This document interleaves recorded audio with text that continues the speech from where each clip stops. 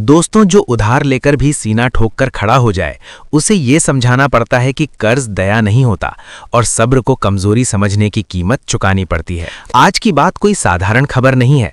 आज की बात सीधी भारत की जेब, भारत के भरोसे और भारत के आत्मसम्मान से जुड़ी है। 14,717 करोड़, यही वो रकम है जिसे भारत ने बांग्लादेश से तुरंत लौटाने को कहा है।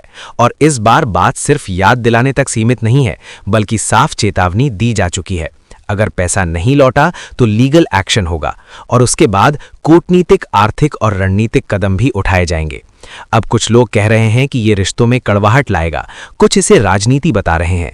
लेकिन असली सवाल ये है कि क्या भारत का पैसा मजाक है? क्या दोस्ती के नाम पर अरबों रुपए डकार जाना सही है?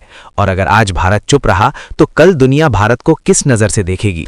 इस पूरी कहानी की जड़ें जाती हैं साल 2015 में। उस वक्त बांग्लादेश की सत्ता में शेख हसीना थी और भारत में नरेंद्र मोदी प्रधानमंत्री थे। दोनों नेताओं के बीच तालमेल अच्छा था।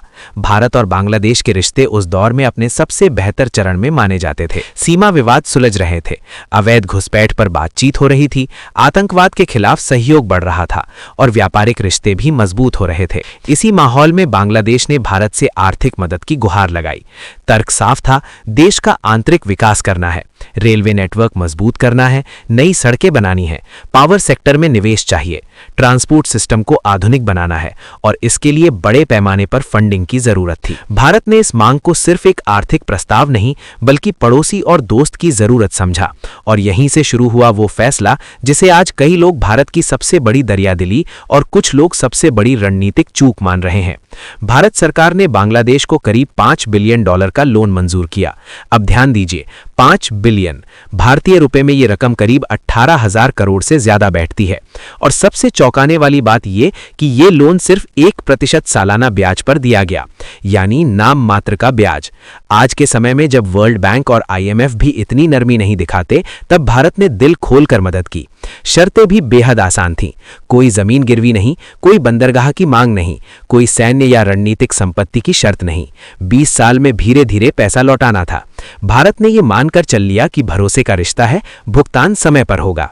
तय किया गया कि यह रकम किश्तों में दी जाएगी। पहली किश्त 2016 में $1 बिलियन, दूसरी किश्त 2019 में $500 मिलियन और तीसरी किश्त 2024 में $500 मिलियन। यानी 2016 से लेकर 2024 तक भारत ने चरणबद्ध तरीके से बांग्लादेश को अरबों डॉलर सौंपे। अब यहां तक कहानी सुनकर लगेगा कि सब कुछ व्यवस्थित है, लेकिन असली मोड़ आता है इसके बाद। जब तक शेख हसीना सत्ता में रही, तब तक भी बांग्लादेश ने लोन चुकाने में कोई खास दिलचस्पी नहीं दिखाई।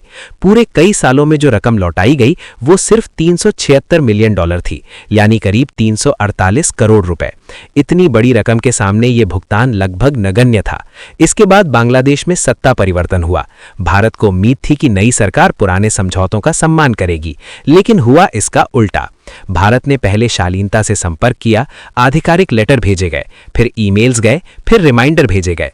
पिछले 6 महीनों से भारत लगातार बांग्लादेश को याद दिला रहा है कि लोन की किस्त बकाया है, लेकिन जवाब या तो बिल्कुल नहीं आया या फिर टालमटोल भरा। यूनुस सरकार का तर्क है कि बांग्लादेश की आर्थिक हालत बेहद खराब है, सरकारी खजाना खाली है, देश आर्थिक संकट से जूझ रहा है, इसलिए अभी भारत को भुगतान करना संभव नहीं है।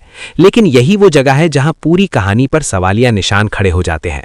अगर बांग्लादेश के पास पैसे नहीं हैं, तो हाल ही में तुर्की से करोड़ों रुपए के अत्याधुनिक ड्रोन कैसे खरीदे गए?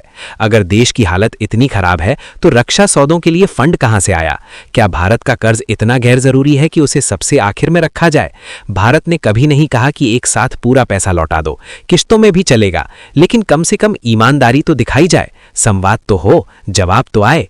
लेकिन यहां तो हालात ऐसे हैं जैसे भारत का पैसा किसी का एहसान ही नहीं था। अब भारत का सब्र जवाब दे रहा है और यही वजह है कि सख्त रुख अपनाने की तैयारी हो चुकी है। रिपोर्ट्स के मुताबिक अगर बांग्लादेश ने जल्द भुगतान शुरू नहीं किया तो भारत कई स्तरों पर दबाव बनाएगा। सबसे पहले कूटनीतिक स्तर पर असर दिखेगा। बांग्लादेश को कुछ अहम आर्थिक और रणनीतिक प्राथमिक सूचियों से बाहर किया जा सकता है। टेक्निकल और डेवलपमेंट सपोर्ट पर रोक लग सकती है। भारत की मदद से बांग्लादेश में जो भी इंफ्रास्ट्रक्चर और पावर प्रोजेक्ट्स चल रहे हैं उन्हें रोका जा सकता है।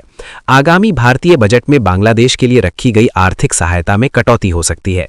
भविष्य में किसी भी तरह की नई फंडिंग या सॉफ्ट लोन पर पूरी तरह ब्रेक लग सकता है। मतलब साफ है, अब दोस्ती की आड़ में फ्री फंडिंग नहीं होगी। यहां पर एक तुलना बार बार सामने आती है, चीन की। चीन लोन देता है लेकिन बदले में गारंटी लेता है, जमीन, बंदरगाह, एयरपोर्ट या फिर लंबी लीज। अगर पैसा नहीं लौटाया तो कब्जा तय। श्रीलंका का हम्बनटोटा पोर्ट इसका सबसे बड़ा उदाहरण है। भारत ने ऐसा नहीं किया। भारत ने बिना किसी गारंटी के पैसा दिया, भरोसे पर दिया, और आज वही भरोसा भारत के लिए चुनौती बन गया है। लेकिन क्या भारत को अब भी चुप रहना चाहिए? क्या सिर्फ इसलिए कि बांग्लादेश पड़ोसी है भारत अपने 14,717 करोड़ छोड़ दे?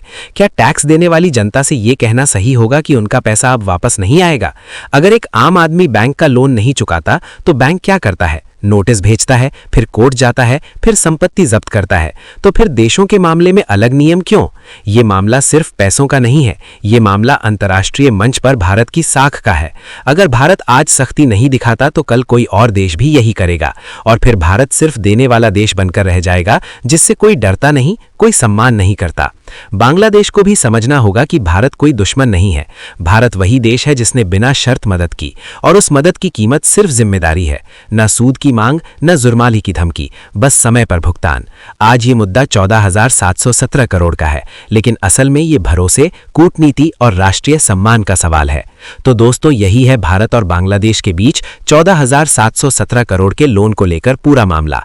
जहां एक तरफ भारत अपने टैक्स पेयर्स का पैसा वापस मांग रहा है, वहीं दूसरी तरफ बांग्लादेश की चुप्पी कई सवाल खड़े कर रही है। अब देखना यह है कि आने वाले दिनों में यह मुद्दा कूटनीतिक समझौते से सुलझेगा या लीगल एक्शन तक पहुंचेगा। आपकी राय इस पर बेहद जरूरी है। क्या भारत को सख्ती दिखानी चाहिए या कूटनीति से काम लेना चाहिए? तो अपनी राय कमेंट में बताएं। वीडियो पसंद आए तो वीडियो को लाइक करें, चैनल को सब्सक्राइब जरूर करें। जय हिंद, जय भारत, वंदे मातरम, जय श्री राम।